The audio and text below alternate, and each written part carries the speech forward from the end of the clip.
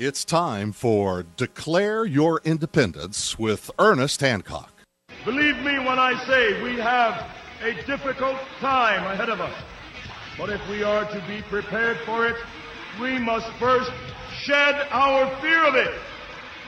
I stand here without fear because I remember that I am here not because of the path that lies before me, but because of the path that lies behind me.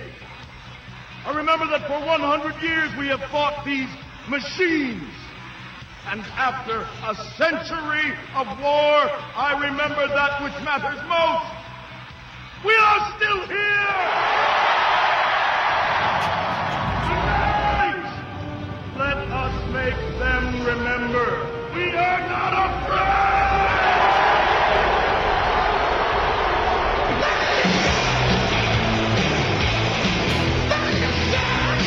No fear, no fear, no fear here on Declare Your Independence with me, Ernest Hancock from Phoenix, Arizona, from the beautiful studios of Freedoms with an S, freedomsphoenix.com at the farm. We're getting ready. In 1988, when I first started becoming aware of, it wasn't what they were telling us in junior high social studies, you know what I mean?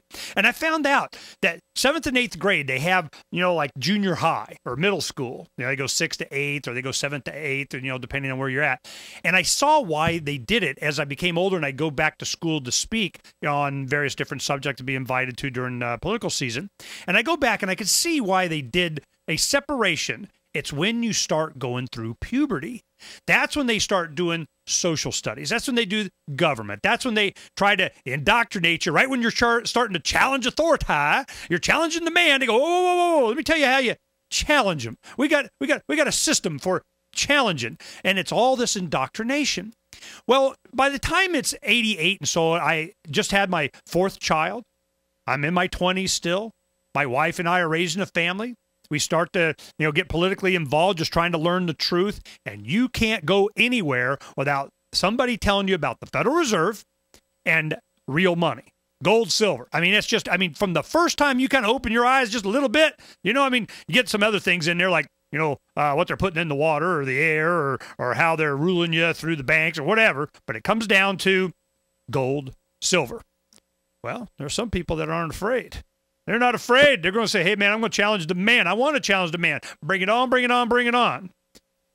Bernard von NotHaus, he's one of these guys. We have a gentleman that he did it, hardcore. And since the beginning, I had a lot of his supporters and people that were trading in his minted coins, medallions, discs in .999 purity, silver and gold, whatever you want to call them. They were getting going and making sure that people were educated about the issue and were putting the coins into circulation. The controversy is how that was done, why it was done, and what the government did about it. Bernard, I got you there? Yes, sir. Standing by here, Ernie. Bernard, go ahead and give me some basic things. Now, I have, my own comments and so on, but that doesn't mean I don't appreciate, the chutzpah that you came up with going, we're going to challenge the man, all right? So tell me why, and when did this start? I'm sure you had the idea, the concept, or the willingness to challenge him before you started minting the coins, but let's go ahead. When you first started, I'm going to mint the coin. Your purpose was what? Well, before I can go there, I just need to make a minor correction here about a bad 4-letter word that you've used here a couple different times, Ernie. Please. And that 4-letter word would be coin. We never, ever issued a coin because a coin is something issued by the government with the intent for it to be money. And we were never the guy. I'm sure you agree with me, Ernie. You wouldn't want to be the government either, So we could never issue any coins, and we never allowed anybody to call them coins, and we never allowed any reporters to use the word coin without first objecting to the use of the word. So if you read a lot of the articles, and there have been a lot of articles over the years regarding Liberty Dollar, a lot of times reporters refer to them as coins rather generically, but officially I'm on the record that we never issued any coins. The government refers to them as medallions. I've acquiesced to use that word, although I prefer to use the word either silver liberties or gold liberties or liberty dollars or something like that, which is their proper noun name. But there never were coins. Well, why did you put the word dollar on there then? I mean, what was the purpose of that? Well, because it is a liberty dollar. There's thousands of different types of dollars that private mints have made over the years, plus the fact the word dollar is the most commonly used word for a coin in the world. Hong Kong dollars, Canadian dollars. I mean, there's something like 27 different dollars issued in the world today. Good point. Is a liberty dollar. It's just another type of dollar. There's so many dollars, Ernie, that there's a huge book, and the title of it is So-Called Dollars. There's a lot of different things that have been called dollars. There's no illegalness in terms of using the word dollar, for Pete's sake. Well, when was the first year that you started to mint the medallions? 1998. October 1st, 1998 was the first day that Liberty Dollars really made it on the scene. And then you, out of convenience or out of for whatever reason, I mean, they're beautiful paper dollars. I have several in my top drawer now, but I'm wondering why the paper. What was the reasoning behind? I know you linked it directly to, and it was part of or something, but what made you think to even do paper? Actually, Ernie, to start out with, the whole idea was based upon paper. You see, just to take you through a quick story here, you know, my introduction to this started with an epiphany that I had in the late summer of 1974. And on September the 11th, 1974, I wrote my first economic research paper, which encapsulated the epiphany that I had. And from that point on, my life was devoted to gold and silver. So I started Royal Hawaiian Mint, and in addition to our metal collectors, we had a lot of people who were paper collectors, rag collectors, and they always wanted to have some paper Hawaiian currency.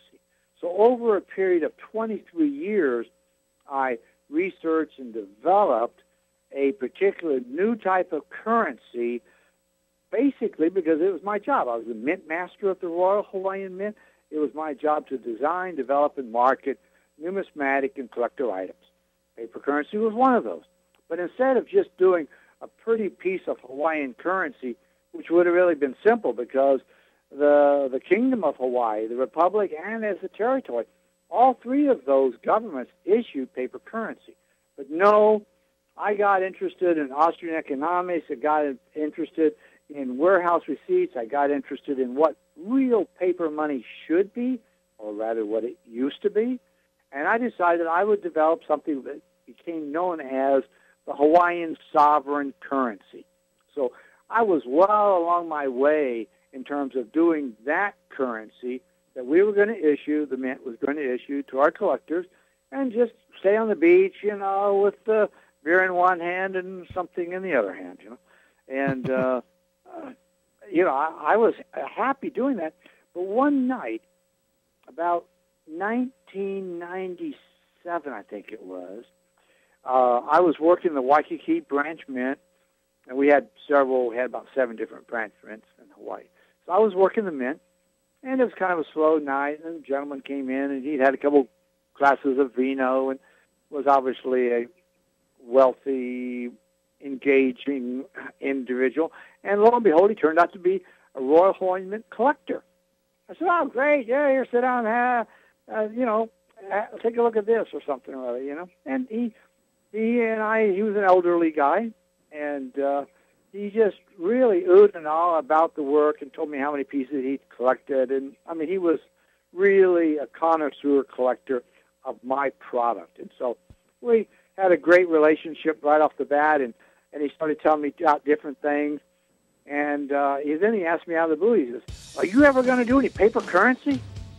Well, Ernie, for the first time in 23 years, we got to go.